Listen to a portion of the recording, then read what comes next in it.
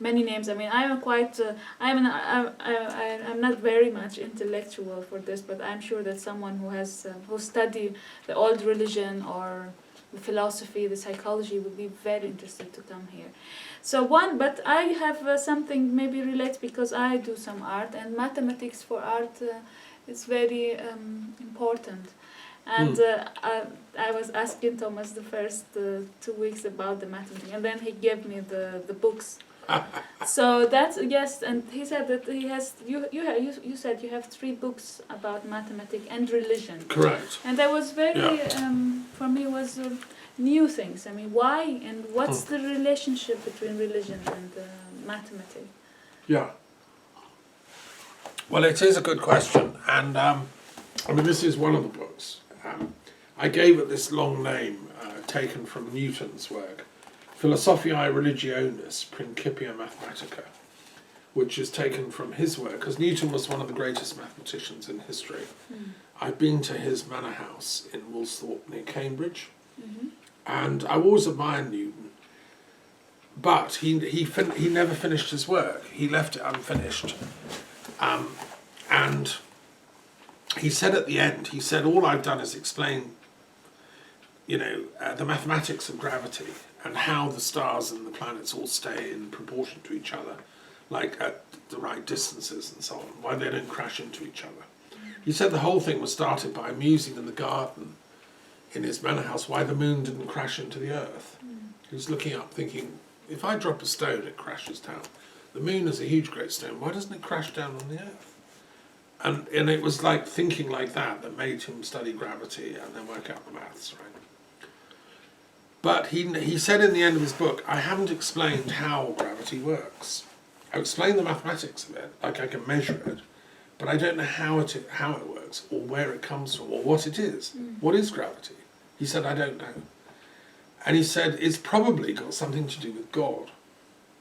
This is the very last line of his book almost. He says in an addendum he added, he said, if you define God as something that is omnipresent, spread out everywhere in space, and spread out everywhere in time, somehow, then gravity must be some product of that sort of God force that is behind all time and space. Which is logical, it must be. Anyway, that's what he said, and then he ended the book. He said, okay, that's as far as I can go here. And then he never wrote the sequel. So because I as an intellectual, I think we all collaborate. We stand on each other's shoulders. What I've done in my life, trying to do. Somebody else will come along 20 years after I'm dead and carry on the bits I'm doing, We help each other. I see the role of intellectuals like we rowed together climbing a mountain towards an unknown destination. If one of us falls or whatever, we help catch them. And also, when somebody goes up a long way, then we can follow in their footsteps. We have a duty. So anyway, so I thought I'd carry on with where Newton left off and look at like the question of how does God cause gravity?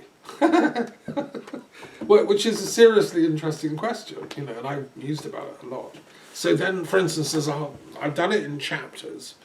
I've coined the phrase religious mathematics to describe what I'm doing. And I'm looking at, every different aspect of religious mathematics. Like here's a chapter on gratitude, kindness, and the virtues of religious maths. So each religion says that things like kindness are important, they're virtues. I mean, what's the Arabic for virtues? Oh. If you say somebody's a virtuous person, they're always being virtuous. I'm not sure if it's like... there must be a term in Arabic philosophy. No, I should look to the right one. Right. You can say a virtue in music, a virtue in... Okay, so that's something I'd love to know. What's the Arabic term for virtues? Yes. Because it's a key term in Aristotelian philosophy, and they all translated Aristotle into Arabic. So there will be a technical term in Arabic. And so anyway, but how many virtues are there? The Church says there are 7. Buddhism says there are 8. Other religions have different numbers. And so if you look at it mathematically, you can say, well, how many virtues are there? And which religion has got more, you know? Are they all aspects of one virtue? Is there like a hierarchy, like the most important virtue is truth and everything comes from that? Or you might say, no, the biggest virtue is love. Everything comes from that. So I've asked loads of questions about that. So it becomes a mathematical puzzle. And even down to the thing like, can brain science in neurology find parts of the brain where virtuous people are active, as opposed to, say, criminal types? If you scan a criminal's brain, like, and they're plotting to murder somebody, is there a centre which is shut down? Because virtue is closely related to ethics and the sense of right and wrong, and in some people that seems to be non-existent. So does that show up in brain science? And if so, you know, how many experiments have been done? Who is doing that research, etc. You know, so those are all mathematical questions. Then there's the question about how you evolve as a child. There's such a thing as like ethical or moral development. So when you're 1, your ethics are pretty low down. You know, you kind of eat dirt and you cry whenever you want. You know, you wake your mum up and your dad at all times of day and night. I mean, virtue doesn't really happen very much.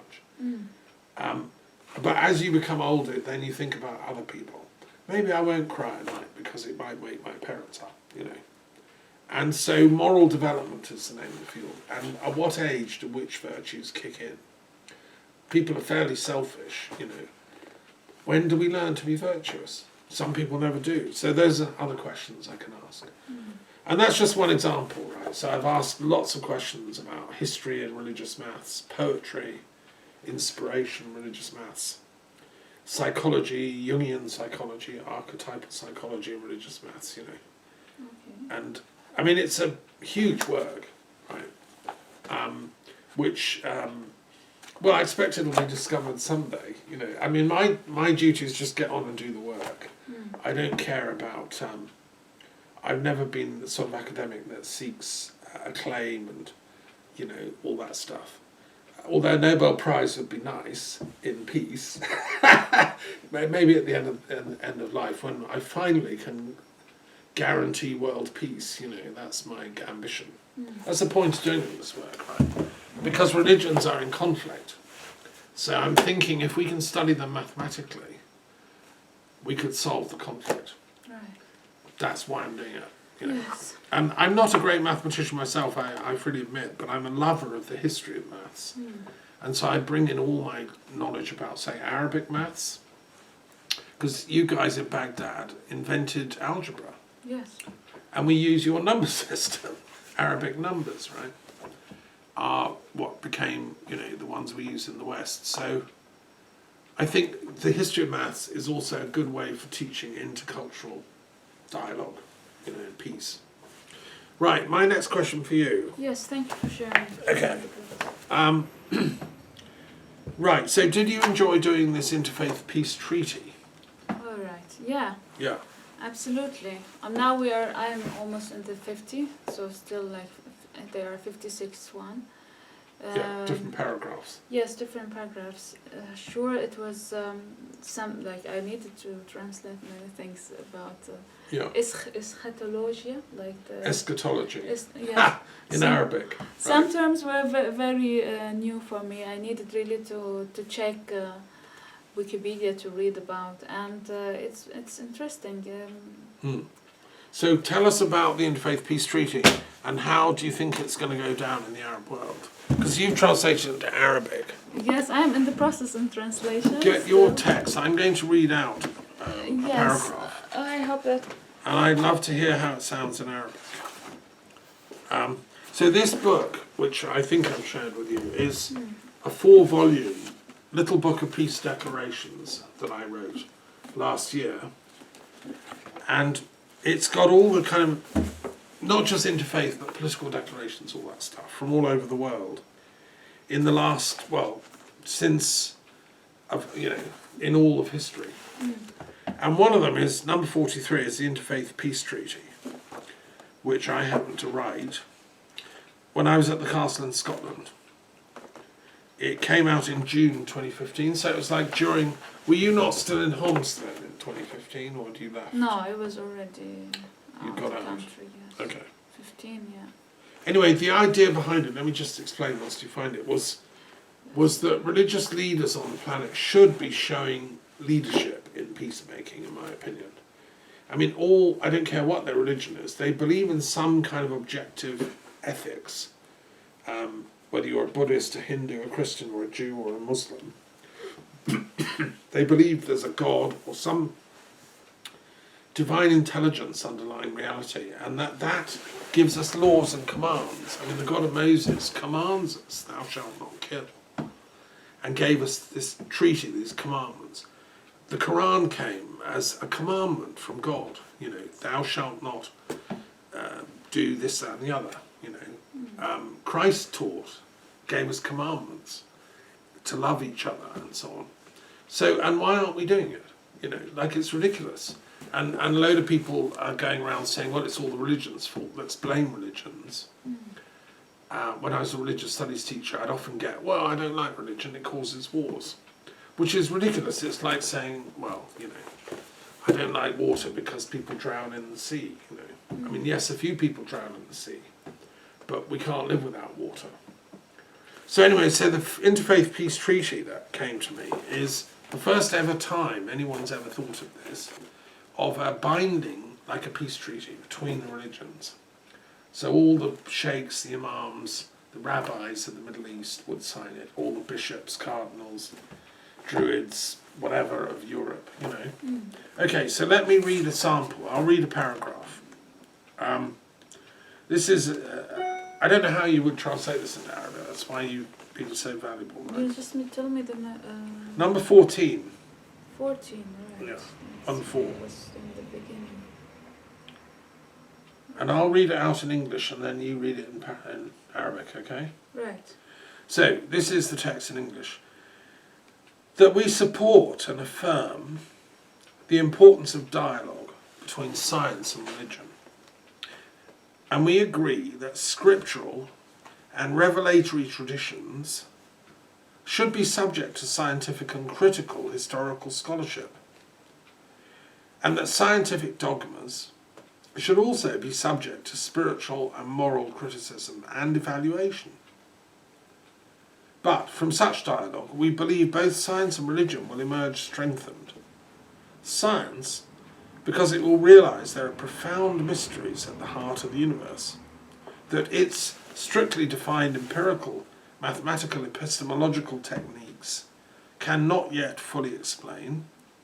Religion, because it will learn to express its truths and propositions in a language that upholders of the secular and scientific world can make sense of and not be threatened by. Yes, right.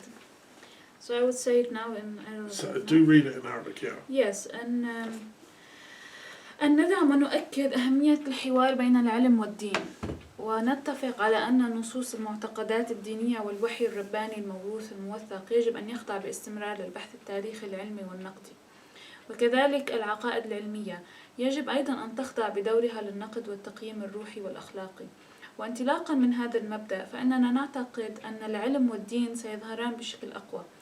من جانب العلم فإنه سيدرك أن هناك ألغازا عميقة في قلب الكون لا يمكن لتقنياته الرياضية المعرفية التجريبية المحددة بدقة أن تفسرها بالكامل. والدين لأنه سيتعلم التعبير أيضا عن حقائقه ومقترحاته بلغة يمكن أن يفهمها مؤيدو العلم العلماني والعلمي ولا يتعرضون أيضا للتهديد. So that was in the Arabic. Right.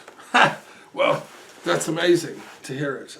I mean, I know obviously some Arabic, like ilm, I can get from there. Could you relate to some Deen, words? I know is religion.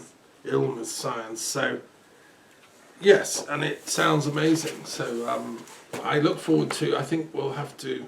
Anyway, the plan is to get this text sent to all the great contemporary Arabic and Islamic and Arabic-speaking intellectuals, you know, who then I hope will sign it.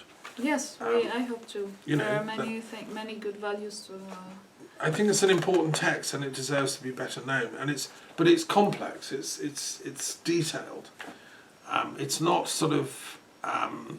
It's an advanced text. Yes, it's educate. Also, it educates one into a new perspective to how to look to religion, how to have this courtesy, how to have this. Suspending judgments. That's what I learned here during my stay. Yes. How do you say that in Arabic? What's that? Suspend judgment. نعلق المحاكمة أو لا نحكم. That's the. You put it in. It's in the text a few times. Yes, many. Yeah, I think this is like a manifesto from scholarship against the religious conflicts of the planet, which to me are an embarrassment. I love all the religions. The fact that religion is invoked to excuse violence is, I think, a travesty. As the peace druid of Europe, this is my little attempt to wake people up. You know. Thank you. So thank you for translating to Arabic. Okay, your turn to ask me. Yeah, yesterday you were watching the Galileo Commission, like a good, not good, long one. I remember you had 6 hours or more. Yeah. So, what was about and Right. Yeah, I was very entranced in actually yesterday and the day before the Galileo Commission, named after an Italian scientist from where you lived for some years. I love Italy, and this is a new commission organised. There's a few hundred scientists, scholars, philosophers, social scientists who come together. It's chaired by my friend David Lorimer, who lives in the Pyrenees, who's a brilliant intellectual in his own right. He used to teach at Winchester College, which is a great school in Britain, in Winchester, and which was the capital city of King Alfred the Great's Kingdom of Wessex, by the way, who was the greatest king England ever had, a scholar as well as a king. Anyway, Dave has brought together a bunch of intellectuals who are discontent with conventional materialist explanations of science. We feel that matter, the physical structures of matter that are discovered by biology and chemistry and physics, don't actually explain the universe. There's got to be more to this universe. They don't explain will or intention or meaning or beauty. You can't have a materialistic theory of beauty or even of love. Or, I mean, yes, you can talk about sort of sex and all that mechanically, but you can't talk about love. And you can't talk about the mysteries of the human soul. You can't talk about, religious experiences that people have. They defy conventional laws of physics. Things like premonition, And this has been seen many times. People get premonition that somebody's going to die or something's going to happen. And then it happens, like days or weeks later. There's no conventional physics that can explain that. Or near-death experiences, where somebody dies and their soul seems to leave their body. They hear and see things that they shouldn't because they're supposedly dead. And they go to some other world. And then they're revived and come back and tell the story. And this has happened to thousands of people because of modern medicine. And so, and what's going on there? So scientists are trying to ask these questions and explore and do experiments and things. And I find this a really exciting field. And I say, as a historian, my professional doctorate work was in history. I say as a historian that this has huge implications for history. Because before, we felt, I was taught, 19th century historians thought that the most important part of history is materialistic. It's like social conflict, classes, money, wealth, who has the money. That's the important question in history. And who wins which battles, who's got better weapons, so history of technology. It's all material history. And that condensed down into Marxist history, which said that, nothing else matters apart from material exchange, capital, wealth accumulation, and the battle of the classes. So you had Marxist historiography became the thing for my mother's generation. And they just took it as axiomatic that only matter exists. But I'm afraid I'm with the Galileo Commission. We're saying, well, actually, there's evidence that something beyond matter exists. Maybe like what these old religions talked about, angels and gods and spirits and reincarnation and the soul. Maybe they also exist. And if so, what are they made of? Are they made of very fine matter or what? And if I, as a historian, accept that working hypothesis, that something beyond matter exists, like thought, you can't. If I as an intellectual, I get suddenly a great thought descends. It's like inspiration. I don't know where it comes from. You know, I say it's a muse just sent me a magic fairy dust. Now that's as good as an explanation as any. You know, where does thought come from? If I write a poem, I'm also a poet, as you know. What inspires me? Where does that poem come from? It just sort of comes from somewhere. Well, I would like to say it comes from a spiritual world. But what is that? You know. So these are the questions Galileo Commission's asking. Why is it asking it? Why is it called Galileo Commission? Is because Galileo was someone who discovered that Copernicus was right, that the Earth actually seems to be going around the sun, and that these other planets too, like Jupiter, and he discovered it by using a telescope.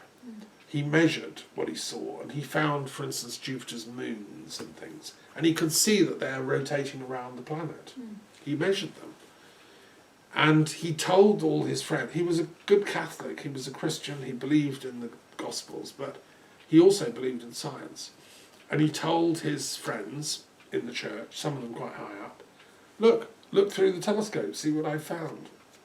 And he told the Jesuits, including, who were a lot of top scientists, and they refused to look through the telescope. They kind of ruled out what he was saying because it wasn't official policy. It was still thought that the Earth was the centre of the entire universe. So they refused to look through the telescope because it would threaten their worldview. And that's what we've got now. Materialist thinkers who are dominant in our cultural. They run the BBC, they run the universities, most academic departments, most higher education is premised on materialism. And subjects that study it get prioritised. Now, those guys are refusing to look through the telescope of these phenomena that seem to disprove their theory. That's what the Galileo Commission is saying. And over these last 2 days, we had a gathering of about 12, 13 intellectuals, most of them well-published academics who've done their research for decades, you know. I was just one of about several hundred people listening, but we could all interact in chat.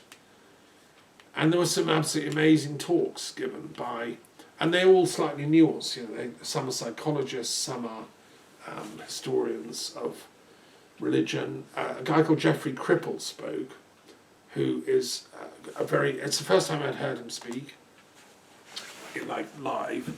He's I'd say a very great thinker. He wrote a history of Esalen, which is a spiritual exploration centre in California, where they've done a lot of work in the 60s and 70s, including using LSD and all this stuff for therapy. Many great people went there exploring consciousness. And there's also hot tubs, so they would all sit out in the hot tub under the starry sky of California and discuss the meaning of life. Alan Watts used to go there. And, you know. So anyway, this guy, Jeff Cripple, who's a professor of religious studies, he's Dean of Humanities at a university in America. He spoke about the implications of new paradigm research, post-materialism they call it, for want of anything else. What are the implications of that for the humanities, like history and literature and stuff? And he came up with a brilliant definition. He said, what the humanities are is the study of consciousness encoded in culture. And I love that definition from Mr. Cripple because that is a really good way of defining it. Because like in Ugarit, the ancient Syriac people who were writing and inventing the alphabet, doing art, they wrote texts that tell us the stories of their pantheons of gods. That's their consciousness, right, which we can study through the remains, we dig up in their libraries. And so that's the humanities, is the study of consciousness encoded in culture. Yes, well said. So it was, and then my other favourite speaker was a guy called Professor Magee, who's written a book about Hegel. And this guy, I've had him on my best Book of the Year award list for the last 4 years running. He wrote a study of Hegel's philosophy and the esoteric influences on Hegel, Yes. particularly the Hermetic tradition. And I've always been a fan of Hegel since I studied him at university, and I read him properly, and I've digested, he was way ahead of the game. And Magee studied intimately the details of his knowledge of the Kabbalah and of the Hermetic tradition going back to ancient Egypt, so all that Ptah stuff. Hegel knew it all, and the Christian esoteric stuff, and the Buddhist, and the Sufi. He put a grand synthesis together. And he was from your city, wasn't he, where you live? Yes, where I'm living now, in Stuttgart, yeah. Yes. And there's a museum to him, I believe. Yes, there is the house of Hegel. Is that where he lived as a child, or where he was born, or what? I think it's like a house where he lived. Have you been? Yes, I've been there. They show his works, his typewriting. Right, now I've got to come and visit. I want to go to that museum. Yes, it's a pilgrimage. you should. Send me some photos when you get back to Stuttgart. I do. Yes. Anyway, this guy, Brian Magee, was speaking live at this conference, and he's one of my intellectual heroes.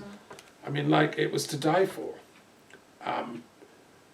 The trouble is they only get 15-minute slot, so they can't, Brian couldn't unfold all his, Glenn, I think it is, Magee, couldn't unfold all his knowledge, but anyway, it was a profound exchange of thoughts, and the one good thing about pandemic and Zoom is that philosophers from all over the planet, we can come together. Yes, definitely. A conference like that would cost thousands to organise, and we'd all have to fly to some central location. Now we can do it on Zoom. It's amazing. Right. So that was amazing. So the Galileo Commission is ongoing, and I'm proud to be part of it as a professional member.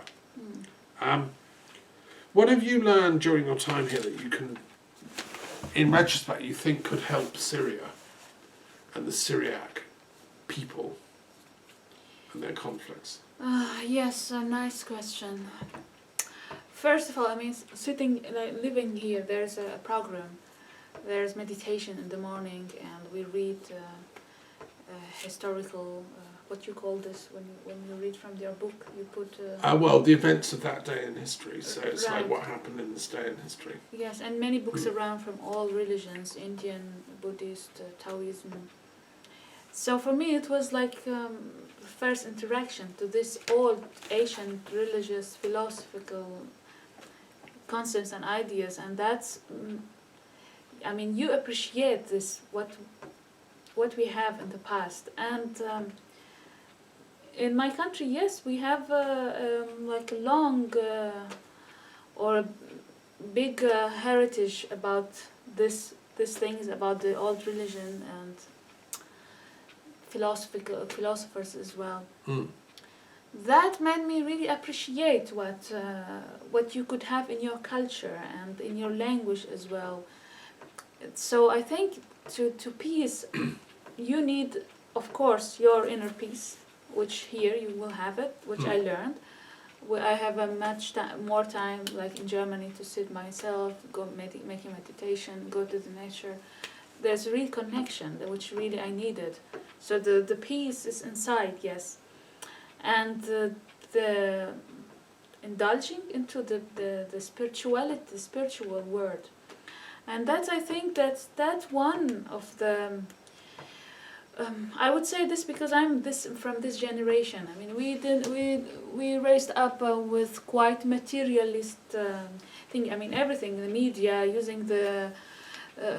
Now the type of life is fast. You don't have time even to think or to meditate or whatever. It's like a circle of materialism, and you don't know. And suddenly you could just go down. You feel like I'm not okay. I feel like the life is not it's not normal or healthy. You could have maybe moments of that you feel really that I'm exploding. It's not the life. The life is not in the books, not in the laptop, not in the screens, not in the material world. And you will feel your health won't be in the good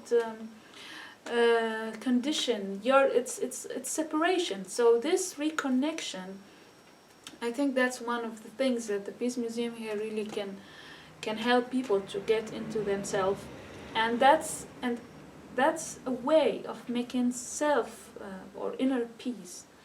Then go outside and appreciate what's the knowledge, what the art, what the people through hundreds of years, how they could overcome the problems like injustice. Like here in Europe, how was after the resonance? No, I would say it. Renaissance, Renaissance, yeah. yes, and how the intellectual work happened in that time, how people made the values, the good values, go into the political. I can't. My English is. No, Yes. like how we got Renaissance humanism to be a force for good in society. Yes, and make. Well, the answer is John Dee and Gemistus Plethon and Guillaume Postel. Those are three key figures in that process. But. Yes, I mean, it's a long process. I mean, just to know and to get that everything. I mean, we have every culture has a root, has a heritage. We cannot jump into the future this way. We can't make a good future if we forget the past, if we divorce also the past and what we have. No, we should be conscious of our heritage, Yes. our lineage, Yes, and then take it forward right. to a common universal future, Sure, of and peace. yes, and just living the presence as well, with no connection with past, and looking also forward to the future. That's I think it's kind of a global trauma if you just leave the modern life. It's type of it. So that's we just ignore the deep stories. I mean, that's one of the things that annoys me about the media, the news. They don't talk about the deep history or background of the news. They just tell what happened today. A bomb went off. They don't say anything about, like, for the last 20 years, these people have been, whatever, trying to solve this, etc., etc. So, like you say, history and futurology are both important. right, and the philosophy and the psychology. I mean, all this literature, humanitarian studies, and so anyway, I feel like yes, it's sure to make peace in any country is really starting with the people themselves. How we teach them, or how to give them the opportunity to feel the inner peace inside themselves, and that's needed. People really provide their places, their knowledge, as you did. I mean, sitting with Thomas every day is you just need to take notes and make a list of what I have to look after in the night, or what I have to do later to read about.